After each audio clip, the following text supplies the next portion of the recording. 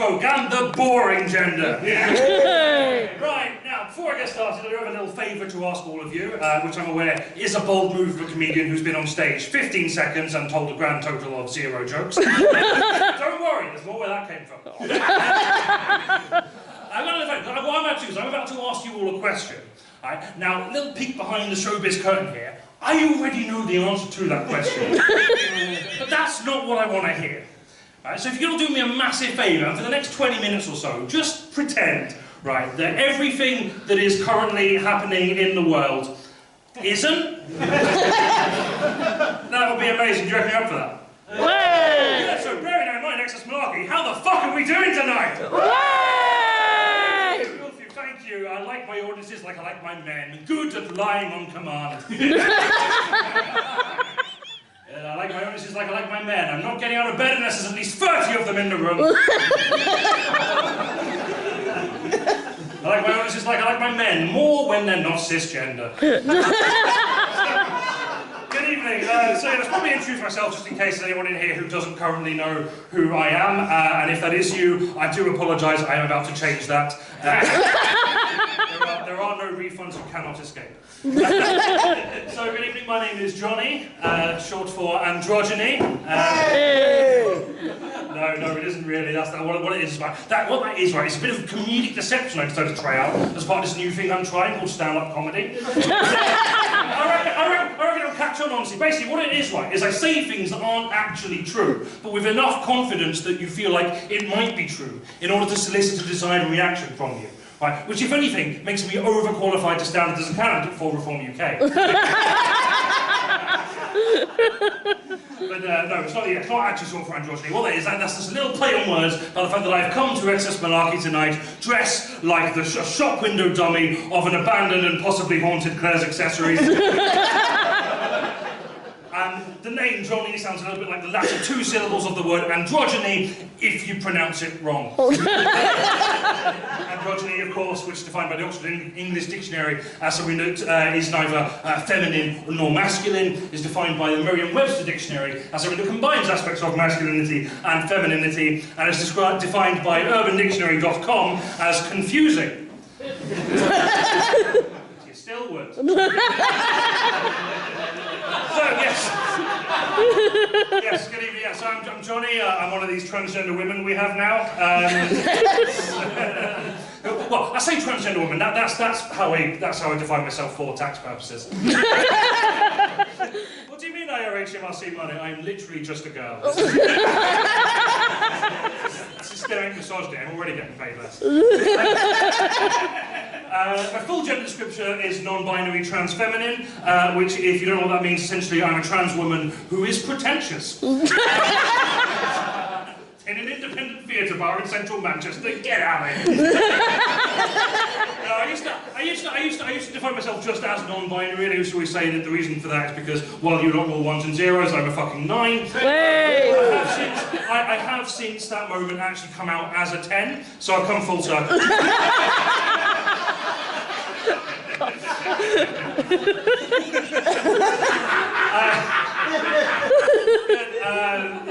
My pronouns are she, her, and they, them, but like if you imagine the she, her as a tomboy and the they, them as a twink. That's kind of the vibe. And if you're not familiar with what that means, you've not seen me before. Basically, right, imagine a man, but like if he was fuckable, that's a twink. Yeah, I'm aware, by the way, I am throwing a lot of terminology at you right now. Some of you might not have a fucking clue what's going on. That's okay, honestly, you don't need to overthink of it. You don't need to overthink it. Some of you have probably never even met a transgender woman before, right? Some of you might not have even ever played Magic the Gathering before. How would you have had a chance to meet one? So, basically, don't get too bogged down in details. All you need to know is basically, back when I was born, a doctor looked at me and said, "That's a boy." Back when I was of an age where all I could do was cry and scream and shit myself. And in hindsight, I understand why they thought that meant that. But then I grew up, and myself and everyone around me were being like, wow, they fucked up that observation. So since then I've been making some social changes to how I present myself and also taking some medical interventions to make me present and be perceived more as the gender that I actually am, because I can do what I want and none of you can stop me.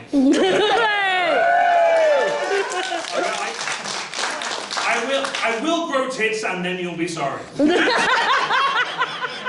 I don't know why I said that as a threat. It takes a long time for them to grow, don't worry, you can outrun them.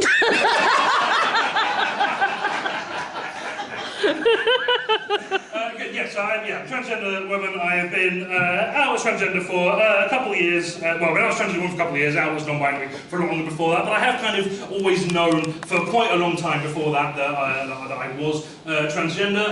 The kind of epiphany I had that made me realise this was about 2009-2010 when I first heard the seminal grime classic "Too Many Man" by Boy Better Know. I've been coming to XS Malarkey for too many years at this point. I'm aware of the clientele here. I'm aware that all of you were listening to exactly as much 2000s hip-hop as I was. I don't know if anyone here wants to share what their favourite 2000s rap lyrics were. Bearing in mind I know the complexion of the average XS Malarkey. Please be sensible. I'll tell you mine. My favourite rap lyric actually comes from the 2002 deep cut by Eminem. What's that? A middle-class white lady's first exposure to hip-hop was Eminem? Surely not. It comes from the 2002 Eminem cut featuring Obi Trice called Drips. Now I'm just going to say right here that I do not recommend you listen to that song. It is highly misogynistic. It's basically about a fictional woman who has been two-timing the two featured artists and giving them both STDs. God forbid a woman do anything. But in Obi Trice's verse, he has this one, like, I don't recommend you listen to the song, but he has this one lyric that, since the day I heard it, has just lived rent-free in my head. At one point during the song, he has the line, "For surely, pussy on toast." And I've not been able to get out of my head for, like, 20 years, right? I don't know about you, I quite like a slice of toast. It's quite a good, easy breakfast meal if you just want a snack when you're hungover. It's great. I am partial to indulging in pussy from time to time, but I'm not entirely convinced that those two flavours really go together. I don't know. Maybe that's just maybe I'm the weird one. Maybe I just need to try it. I'll get back to you next time I'm here. So yeah, that's my favourite rap lyric from 2000. It's not the one that impacted my life the most, though. The rap lyrics that kind of changed my life as much as they do were from, as I say, the song "Too Many Man" by Boy Better Know, which, if you're not familiar with it, the chorus goes, "We need some more girls in here." But I'm not going to do the accent, by the way. This isn't the Frog and Bucket. I don't even have beef with the Frog and Bucket, but the Comedy Store venue doesn't exist anymore, so I have to go to them. We need some more girls in here. We need some more girls in here. We need some more girls in here. There's too many man. Too many man. There's too many man. Too many man. There's too many man. Too many man. There's too many man.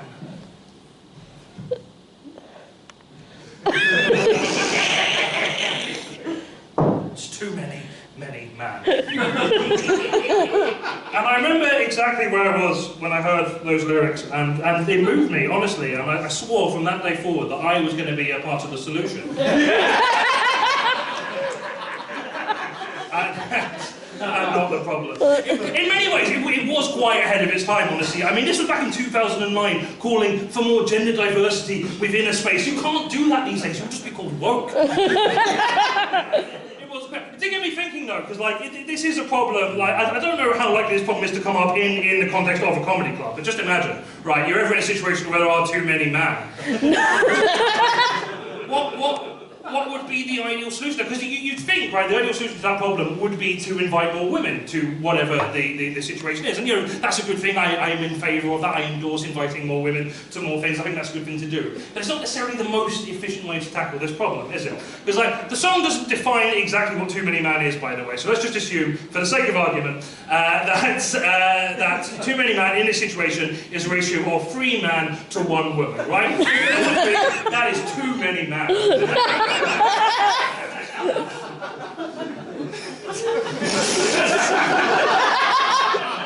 In that situation, if you double the number of women who are at the event, you'd end up with a ratio of 3 man to 2 women, right? Which is objectively better, but I think we can all agree it's still too many men. So what about if instead of inviting more women to an event, doubling the number of women at the event, if you take a third of the men already at the event, transition them into women? Not only are you doubling the number of women, you're also reducing the number of men in the situation, which means you end up with a ratio of 1 to 1. And now I'm no maths guru, but I'm pretty sure that is the most equal ratio it is possible to get.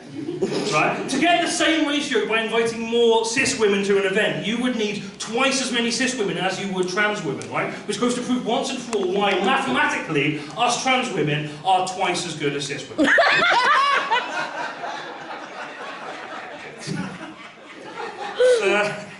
Also a fun little way to explain how tactical voting works. Oh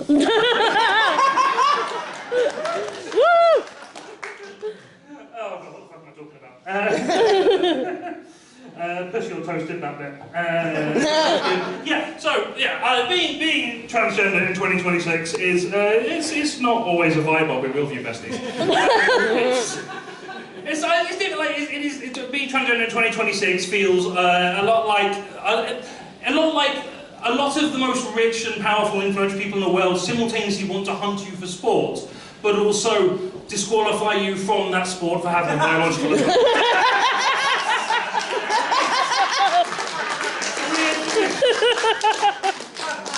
It is a very weird situation because if you are someone if you don't know transgender women, and if you're someone who reads the Daily Mail or someone who reads the Daily Telegraph or someone who reads the Guardian or who reads the Sun, or if you're someone who reads the Independent, or if you're someone who reads the Independent on Sundays, or if you're someone who reads the Mail on Sunday, or if you're someone who reads BBC News, or if you're someone who reads Twitter, or if you're someone who reads Mumsnet, or if you're someone who reads Harry Potter books, or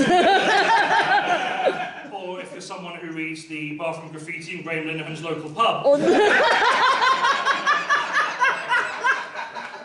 You might be under the impression that all transgender women are just degenerate perverts who want nothing more than just be misogynistic and be a threat to polite society. You know, there are downsides as well. Largely, that it feels like it gives men the right to yell at me more. It happens all the time, just men constantly getting in my face being like, excuse me, it's staff only back there. Always asking me these like really rude, invasive personal questions like, oh, you're going to pay for that. Jamie, the best one I ever had was this guy who came up to me, saw me, and was like, what? He said, wow, you're ugly for a woman, and then followed that up with, if you were a woman, I would not fuck you. Right? Which is the weirdest backhanded insult I've ever heard. Right? Because how else am I meant to take the sentence, if you were a woman, I would not fuck you, than, but if you are a man, I am gay. So I reckon that's like at least 60% of the reason that I have come out as trans since then, just to make sure he loses interest. I just don't think that, you know, I don't think that, because we're in a situation where all the major governing bodies in the UK, the government, the EHRC and the Supreme Court, all seem to be all seem to want to enshrine in legislation a definition of women that excludes trans women. And I'll be real with you, I don't really know what their end game is here, because that isn't going to stop me. I'm more than happy to be a woman illegally, don't fucking try it.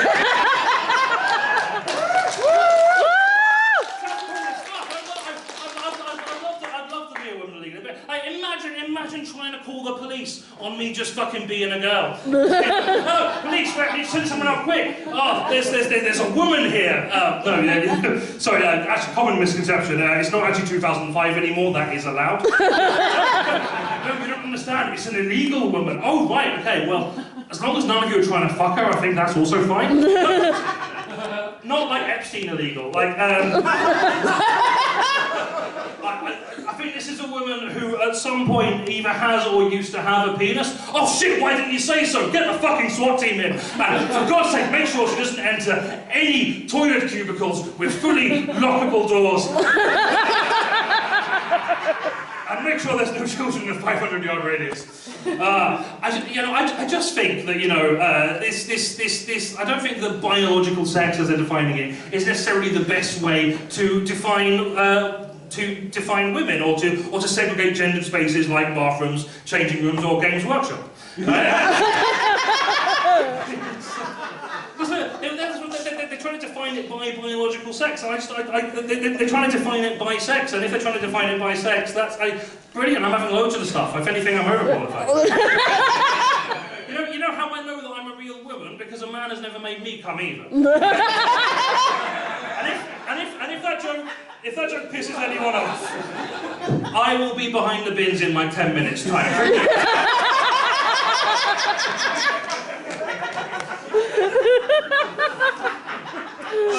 I think realistically we do need a different way to define and to identify what women are. So I've come up with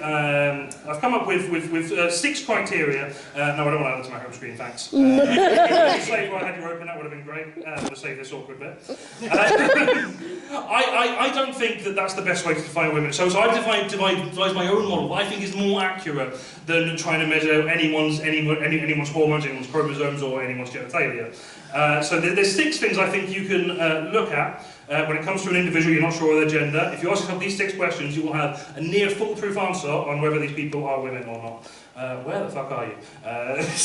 Okay, here we are. So the first thing you want to ask is the subject you are trying to determine the gender of frequently told to smile by the kind of man who's never legitimately made another human being smile in his life? If so, quite possibly a woman. If the subject is wearing a t-shirt of a popular rock and or metal band, will men be normal about it? Or will they ask them to name all of the band members' shoe sizes? Thirdly, when the subject tells a joke to a man, does he tell her that she's not funny, only to repeat the same joke but louder in the next social setting? Fourth, when the subject's talking about a topic that they are an expert in, can they finish their sentences, or are they talked over by a man who has once read a Wikipedia article? Fifth, if the subject is assaulted by a man, are they blamed for it more? Not all of these are funny, that and finally, if you're not sure whether a particular person is a woman or not, ask them if they're a woman. If they say yes, probably are. I don't know, it just feels like a more useful metrics than like trying to determine what anyone's genitals are, whether they're capable of giving birth. Because if you're someone who insists on knowing what genitals someone has, like whenever you're in a room with them, I'm not sure I'm comfortable sharing a bathroom with you. What time are we on? I've got a couple of minutes. Not as long as I thought I did, so let's skip through these bits. I guess, yeah, I'll finish up. Okay, these are slightly new bits, so if it goes badly, I apologise for cleaning the momentum. Yeah, I'll finish up and say, so yeah, I have been taking hormones now for about 3 months. Which I intend to continue doing so up until the point that the pharmacy realises their stock's gone missing and changed the locks. But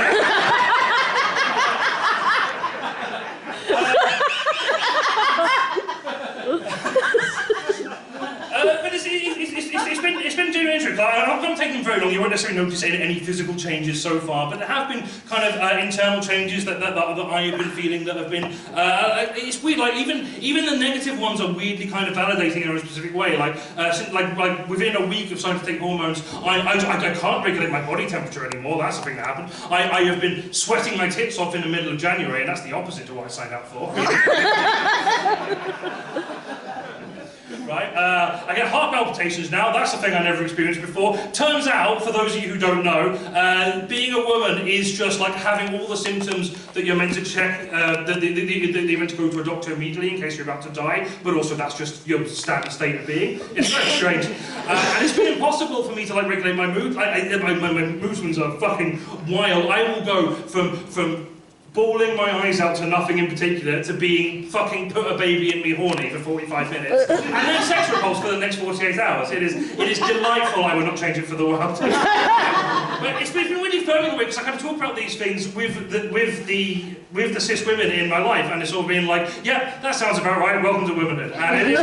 I do worry that there will be a certain point where, like, I'm not identifying what is actually causation and what's just coincidence. So I don't know if at some point I'm going to say something utterly unhinged, and it's going to just make everyone think I'm a fucking weirdo. I'm just worried that someone's going to ask me, oh, Johnny, how's your hormone treatment been going? And I'm going to say something like, yeah, it's great. My feces is edible now. Sorry, what? That's not a thing. No, it's not weird. It's not weird. I didn't say it tastes good. I could never keep it down this long before.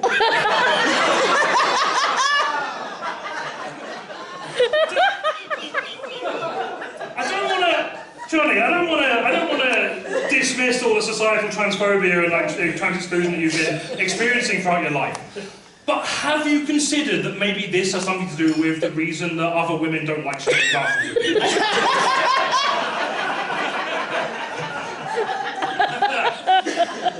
You've been a delight. I've not got time to do this bit in full, but I do just want to say, if anyone is considering transitioning here, and I assume all of you are, because you're all beautiful. If you ever do that, there is quite a long wait list to be seen by the gender clinic. I don't really know why. Presumably they just run out of gender a lot. Like my experience of it, there was a lot of intense questioning. It was a lot of kind of like trying to ascertain what my kind of gender journey was when they were trying to diagnose me with dysphoria. They could have just come to see any of my sets in the past 7 years. Fucking fake fans.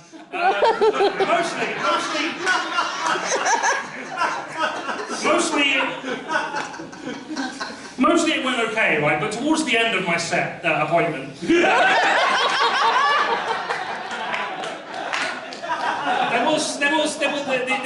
The person assessing me did put one foot wrong, because when I put one, trying to talk about all this stuff with me, he did ask me, so if you do feel like a transgender woman, why are you sticking with the name Johnny?